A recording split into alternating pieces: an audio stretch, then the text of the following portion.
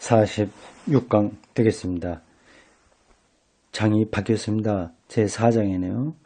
중세교회 이렇게 되어 있습니다. 우리 책을 보니까 반쯤 한 것 같습니다. 중세교회, 말 그대로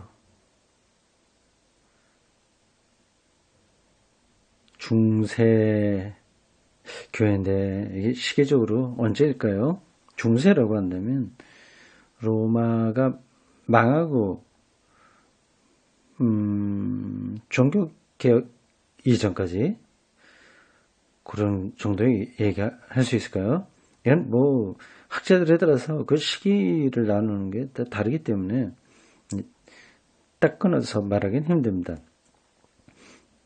어쨌든 여기서는 초기 기독교에서 어스틴까지 우리가 앞에서 봤는데 기독교 교리가 어느 정도 일단락된 그 시기 이후의 이야기입니다. 종교개혁 이전까지라고 할 수 있겠죠. 그렇게 보면 세 단계로 나눌 수 있겠네요. 한 4세기, 5세기까지의 초기 기독교, 이때 여러 공유회를 통해서 기독교의 중요한 교리가 완성됐고요. 이거는 초기 교회라고 할 수 있습니다. 근데 그 이후부터 종교개혁 이전까지를 중세교회라고 할 수 있습니다. 종교개혁 이후는 현대교회라고 얘기할 수는 없고 근대교회 이렇게 얘기할 수 있겠죠. 현대교회라고 한다면 제가 한 20세기를 얘기했을 거예요. 할 수 있을까요? 아니면 소위 말해서 자유주의 신학의 시기인 19세기서부터를 말할 수 있을까요? 그것도 학자들에 따라서 시기 구분은 달라질 수 있습니다. 일단 우리는 틸리가 말하고 있는 대로 중세교회 225쪽 한번 따라가면서 잘 살펴보도록 하겠습니다. 1. 신학의 기본 자세. 필자는 먼저 중세 전체에 걸쳐서 가장 중요한 여러 가지 사상과 사조를 훑어보고 이어서 몇 사람의 중요한 인물을 살펴보고자 한다. 두 가지 방식으로 접근하는 거예요. 하나는 사조, 어떤 사상의 흐름 이걸 보고 또 하나는 거기에 대표되는 인물들을 보는 겁니다. 중세의 성격은 주로 다음과 같은 것으로 규정될 수 있다. 곧 중세에서는 거룩한 단체라고 할 수 있는 하나의 특별한 제도 안에서 구체화된 초월적 실제가 문화를 형성하고 자연을 해석했다는 사실이다. 초월적 실제라고 하면 뭐 하나님이겠죠.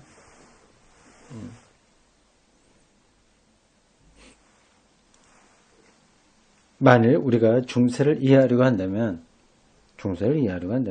오늘날 우리가 가지고 있는 기준에 따라서 중세를 평가하는 잘못을 저지르지 않으려면 우리가 중세를 바르게 이해하면서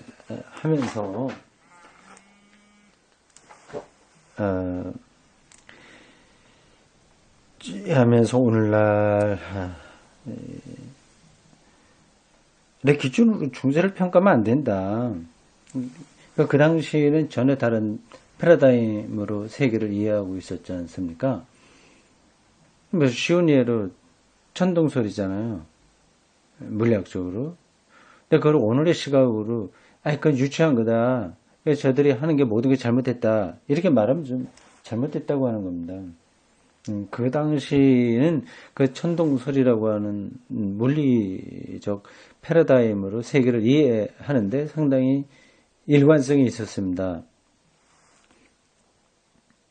그 시대를 그 시대의 눈으로 봐야 된다고 얘기죠.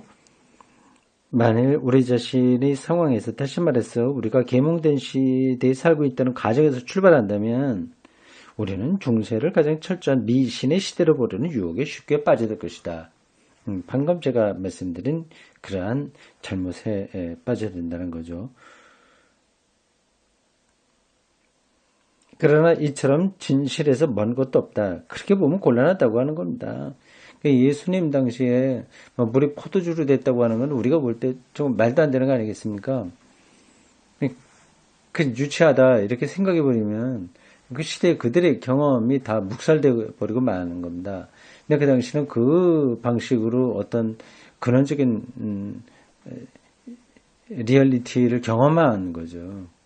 그러니까 우리 눈으로 그들을 재단하지 말자고 하는 겁니다. 중세의 그리스도교 문화는 인간 실존의 문제가 영원한 것의 빛 안에서 해결되어 있는 하나의 형태다. 이건 뭐 중세만이 아니라 초기 교회에도 마찬가지였어요. 그때 사람들은 1000년 동안 여러 가지 점에서 오늘의 우리보다 못한 생활을 하고 있었던 것은 아니다. 여러 가지 면에서요. 더 근원적인 것에 대해서 그들이 우리보다 그 바라보는 시각이 못한 건 아니다고 하는 거죠. 어떤 점에서는 우리보다 훨씬 나은 생활을 하고 있었다. 그렇죠. 지금 우리는 온갖 다른 현대 문명 이기나 그런 것들에 다 빠져서 뭐 쉬운 예로 스마트폰에 빠져갖고 또 실제를 놓치고 있지 않습니까? 그러므로 중세를 멸시할 까닭은 없다. 하지만 나는 그렇다고 해서 중세를 우리 시대의 기준으로 삼으려는 로망주의자는 아니다. 그대로 돌아가자. 그 시대가 좋았다. 이런 로망주의자 그건 아니다. 갈 수도 없는 거죠. 중세는 우리가 몰라서 종종 그렇게 생각할 만큼 단순하지가 않다. 중세는 아주 다른 여러 가지 방향을 가지고 있다. 이 방향을 바탕으로 해서 우리는 중세를 다음과 같이 여러 시기로 나눌 수 있다. 그렇죠. 중세 얘기하면 한 뭉뚱거림으로 이렇다 이런 말하기는 힘들다고 하는 겁니다. 재미있게 특징들을 말해주고 있네요. 여러 특징들을 말해주고 있습니다. 1. 이행기 600에서 1000년 600에서 1000년 600년에는 그레고리우스가 교황이었다. 이 인물에게는 아직도 고대적 전통이 살아있지만 그러나 그에게서 중세는 이미 시작되고 있었다. 이 시기는 옛 것이 비교적 작게나마 될 수 있는 대로 간직되었던 보존의 시대였으며 또한 새로운 것을 받아들이는 수용의 시대이기도 했다. 더욱이 여러가지 새로운 민족이 그리스도교의 문화 속으로 들어왔던 편입의 시대였다.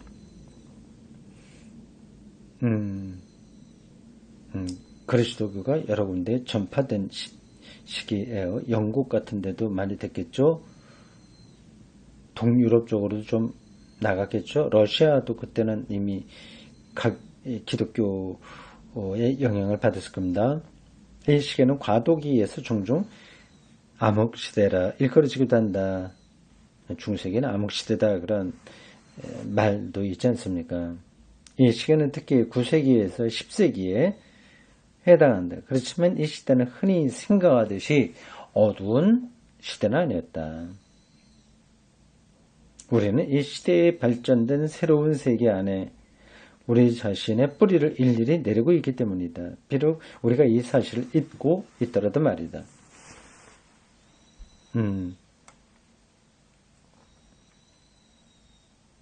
이제 그들이 세웠던 새로운 세계가 뭔지는 제가 확실하게 모르겠어요. 그건 더 전문적인 거라서 어쨌든 그 시대의 새로운 세계 안에 지금 우리 여기까지 현대까지 내려오는 근원적인 것이 다 있다고 하는 거죠. 이 중세 초기 1000년에서 1200년 이 시대에는 고대와 명확하게 구별되는 새로운 독자적인 문화가 이루어졌다. 이 시대는 예술에서는 위대한 로마네스크 양식의 시대였다. 그렇군요. 3번 중세 융성기 1200에서 1300년 이 시대에는 중세의 중요한 주제가 전개되어 스콜라주의나 고딕 예술이나 봉건적 사회 질서의 위대한 체계 안으로 흡수되었다. 가사 중세 말기 1300에서 1450입니다. 1300년 무렵부터 중세의 문화는 해체되기 시작했다. 그러나 이와 함께 문해부흥이나 종교개혁의 기초가 되는 새로운 주제가 발전하게 되었다. 이 네 시기는 모두 세 가지 신학적 기본 자세에 의해서 지배되었다. 내가 여기서 말하고자 하는 것은 체계에 대한 관한 것이 아니고 자세에 대한 것이다. 신학적인 자세는 다음과 같다. 여기 네 가지 단계를 틸리가 얘기하고 있습니다. 그러니까 중세기는 틸리에 따르면 600년부터 1450년까지입니다. 한 1000년 가까이 되는 그 시절입니다. 제가 앞에서 비슷하게 이야기한 것 같아요. 4, 5세기, 그 세기에 기독교 교리가 완성됐는데 아주 중요한 것들은 되게 완성되었는데 그 이후부터 종교의 이전까지를 우리가 중세라 부를 수 있다. 그렇게 말했습니다. 지금 틸리가 말하고 있는 시기하고 거의 비슷하죠. 자, 그 당시의 신학적인 자세가 뭔가 어떤 조직신학적 체계를 얘기하는 게 아니라 태도를 가리키는 겁니다. 체계라고 하면 예를 들자면 삼위일체론 이런 것들의 체계거든요. 예수가 참된 인간이고 참된 신이다. 베레, 데우스, 베레, 호모 이런 것들의 체계거든요. 근데 지금 중세기 때는 그런 체계가 많이 세워졌다기보다도 이미 그거는 앞에서 세워진 거고 그걸 근거로 해서 신학적인 자세가 다양했다. 그걸 얘기하려고 하는 겁니다. 몇 가지 그 태도를 얘기합니다. 세 가지네요. 1. 스콜라주의. 스콜라주의. 여기서 스콜라라고 하는 게 스쿨. 그 말하고 같은 어원이겠죠. 스콜라. 스콜라주의는 중세 전체를 규정하고 있는 규정하고 있는 인식론적 태도로서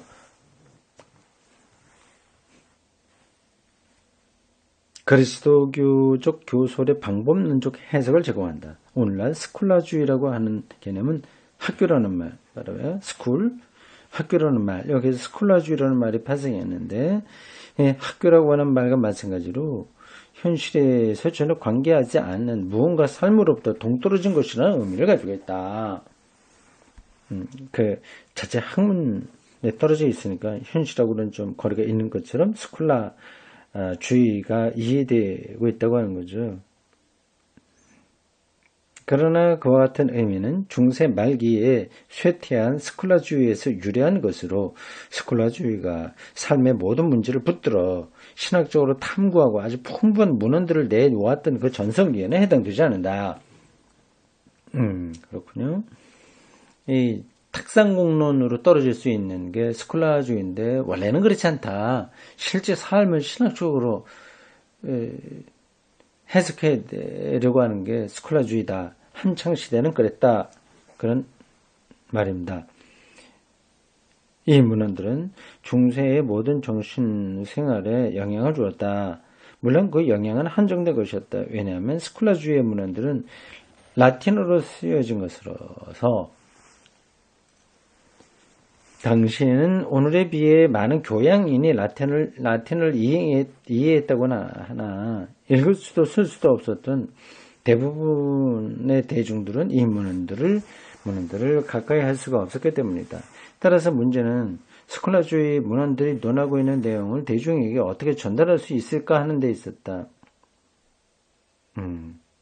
여기는 두 가지 길이 있었다. 하나는 예배, 예전, 교회, 종교 예술, 교회 건축 그 자체 그리고 음악 따위인데 이 모든 것은 지적 능력을 전제하지 않고 노미노제 거룩한 두려움, 노미노제 애적인 영역을 만들어 놓고 또 어떤 종류의 도덕적 영향을 부여하기 위한 수단이 되었다.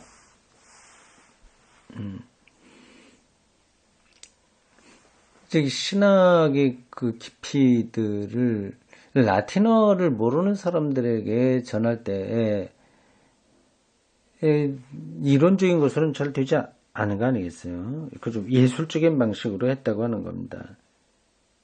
그리고 구체적인 어떤 도덕적인 것을 통해서 한 거죠.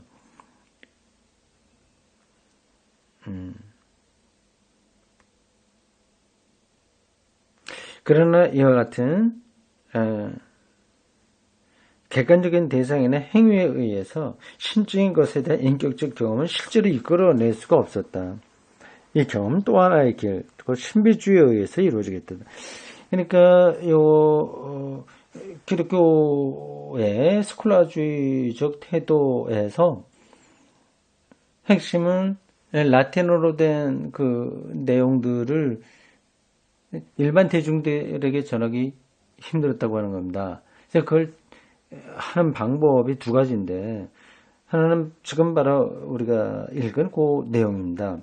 아주 구체적인 거죠. 뭐 예술이죠. 예술, 그림, 음악, 뭐 도덕성 이런 것들입니다.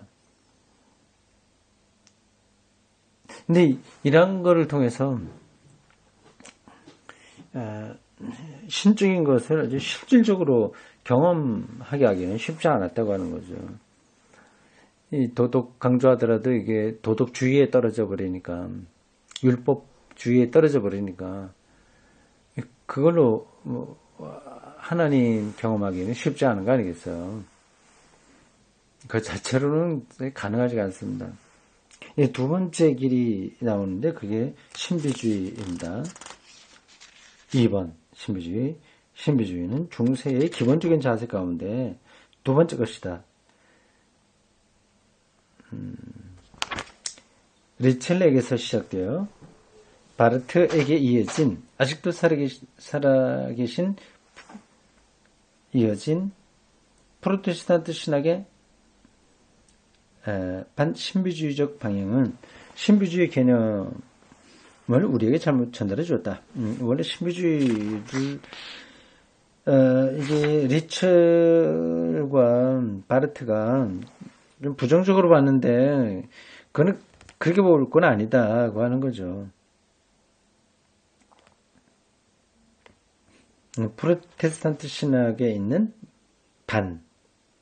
반대하는 신비주의적 경향, 이거는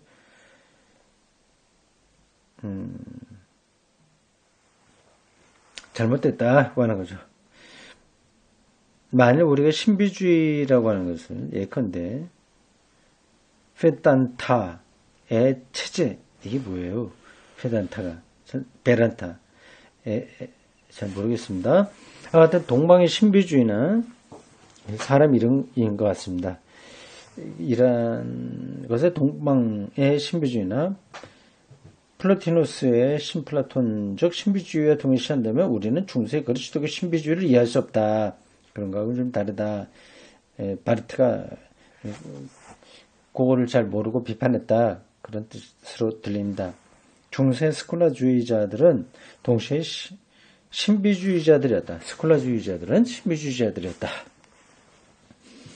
근데 그게 플라티누스 같은 데서 나타나는 플라톤적인 신비주의는 아니다 하는 거죠.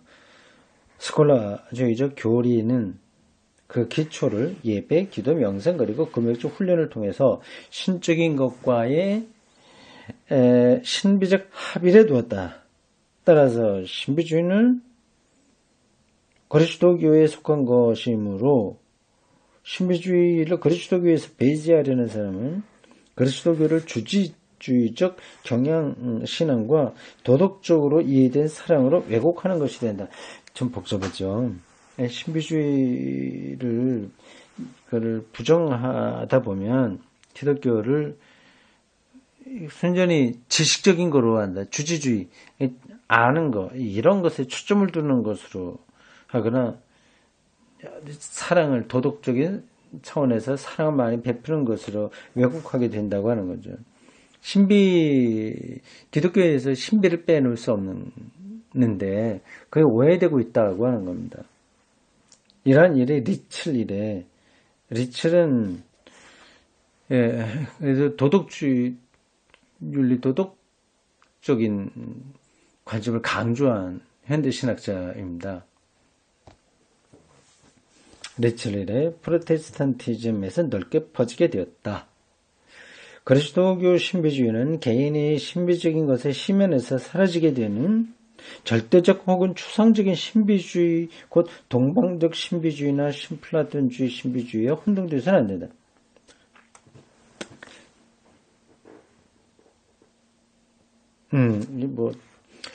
그거를 구분하기가 쉽지 않을 텐데요. 신비주의 하면 신적인 것을 심연에서 사라지게 되는 거인데, 근데 기독교 신비주의는 그게 아니란 말이죠. 없어지는 게 아니라 그 인격적으로 살아남으면서 신적인 것과의 일치를 한다고 하는 건데, 사실 구별이 되나요? 어떤 방식으로 구별되는 걸까요? 이와 달리 그리스도교 신비주의는 동방이나 신플라톤주의하고 달리 그리스도교 신비주의는 정통주의적 프로테스탄트 신학자들조차도 그것을 신비적 합일이라고 일컬었던 것으로서 지금 여기서 우리에게 현존하는 신과 직접적으로 하나 되는 것을 의미한다. 이렇게 동방적이고 신플라톤적인 신비주의는 신적인 것에 자기가 소멸된다고 한다면, 프로테스탄트 기독교적 신비주의는 지금 여기서 신적인 것과 직접적으로 일치되는 것을 의미한다고 하네요. 그렇게 보면 뭐 차이가 있긴 합니다. 우리가 영원한 불교식으로 얘기하면 부처님의 부처로 들어가는 거 아니에요? 부처가 되는 거 아니에요? 아주 무궁한 시간, 무궁한 공간 속으로 내가 들어가 버리죠. 신비적 경험이죠. 그 현실을 결국 떠나게 되는 거죠. 그러나 기독교 신비주의는 더욱더 철저하게 현실적인 그런 경험입니다. 이 현재 안에서 신적인 것과의 일치이기 때문에 그렇습니다. 정통주의적 신학자들조차 여기에서 인간이 가질 수 있는 신관계의 최고 형태를 보았던 것이다. 중세에서 스콜라주의와 신비주의는 하나로 묶여 있었다. 그렇군요. 그러니까 스콜라 신학을 자칫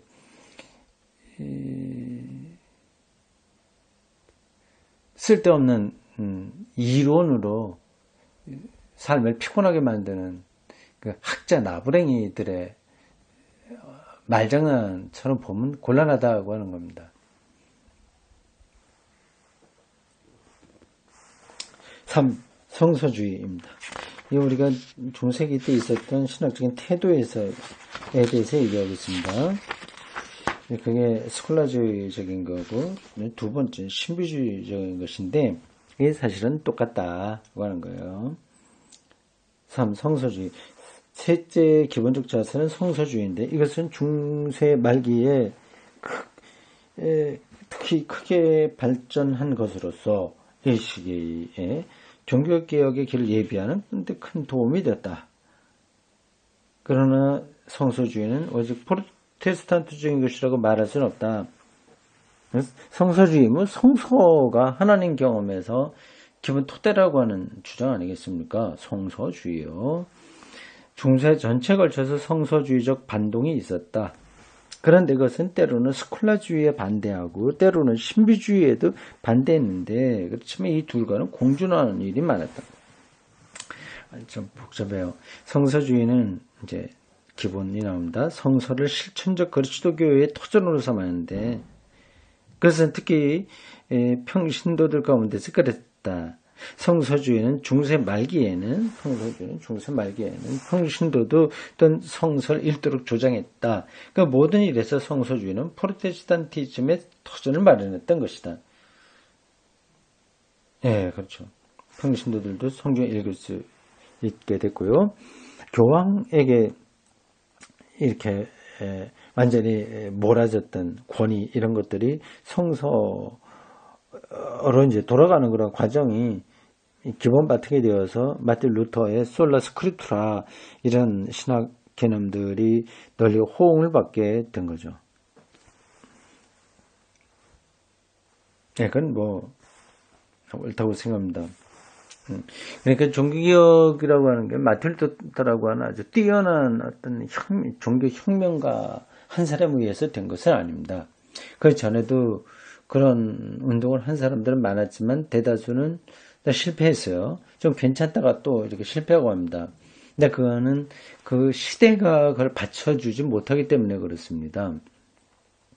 아무리 뭐 그런 흔한 이야기 있지 않습니까? 영웅이 시대를 만들기도 하고 시대가 영웅을 만든다. 시대가 받쳐줘야 영웅이 나오고요. 시대가 무르익었다고 해도 영웅이 없으면 그 시대가 새로워지지 않는 거 아니겠어요? 마틴 루터의 종교개혁도 이미 그 시대가 그런 것을 받아들일 준비가 되어 있는 거죠. 마치 마른 땅과 같아서 소나기가 내리면 다 흡수하게 되어 있었던 거죠. 예, 이제 그거 하나가 성서주의라고 하는 겁니다. 이제 그게 스콜라주의에서 보였던 신앙적인 태도의 세 번째 항목입니다.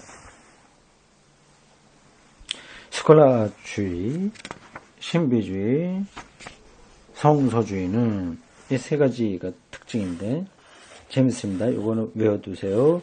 저도 잘 기억해 두겠습니다. 스콜라주의, 신비주의, 그리고 성서주의는 같은 인물 가운데서 하나가 될 수 있었지만 표현이 뭐 이래요? 그러나 또한 서로 대립되는 경우도 있었다. 예컨대 끌레르보의 베르나르와 아빌라르 사이의 상극이 것을 잘 나타낸다. 그러나 이들의 기본 자세 하나만이 지배적인 것이 된 적은 없다. 이 세 가지가 서로 배척되기도 하고 뭐 보완하기도 하고 뭐 그렇다고 하는 거예요. 근데 그들 중에서 어느 하나의 요소, 스콜라주의, 뭐 신비주의, 뭐 성서주의 요거 하나만 다 다른 것들을 제압하는 방식으로 나타나진 않았다. 그 얘기죠. 스콜라주의와 신비주의는 교회에 봉사했으며 스콜라주의와 신비주의는 교회에 봉사했으며 성서주의는 이 둘에게 성서적 기초를 제공했다. 그렇죠. 스콜라주의는 그 시대의 신학이었고 이 시대, 그 시대의 신학이었고 신비주의는 이따금 인격적인 경건과 종교적 경험의 극단적인 형태를 취했으며 성서주의는 성서적 전통을 이어왔는데 처음에는 다른 두 자세의 내부에 머물러 있었으나 마침내 종교개혁에서는 이들과 대치하게 되었다. 대치하게 된 건 이렇게 스콜라주의와 이제 신비주의 이게 가톨릭 교회에 두드러진 특징으로 나타났습니다. 마틴 루터가 이제 성경만으로 하나의 권위를 삼고 투쟁을 하니 결국 로마 가톨릭 교회하고 대립할 수밖에 없었습니다. 같은 스콜라주의 철학, 스콜라주의 신학이죠. 이 스콜라주의의 세 가지 특징인데 결국 이게 세월이 지나면서 투쟁하게 되었다 하는 겁니다. 그러한 역사적 계기를 마련한 사람이 마틴 루터인 거죠.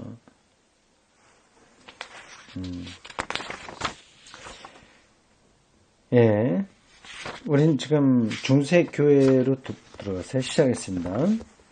제가 차례를 잠시만 보겠어요. 우리가 거의 반 정도 했는데 이 전체 단계로서 첫 번째는 끝났고 이제 두 번째 단계로 들어가는 겁니다. 중세 교회요. 예, 여기서 우리 스콜라 적인 특징이 뭔가를 봤습니다. 예. 재밌어요. 이제 스콜라주의에 대한 특징을 다음 시간에 좀 더 자세하게 다루겠습니다. 고맙습니다.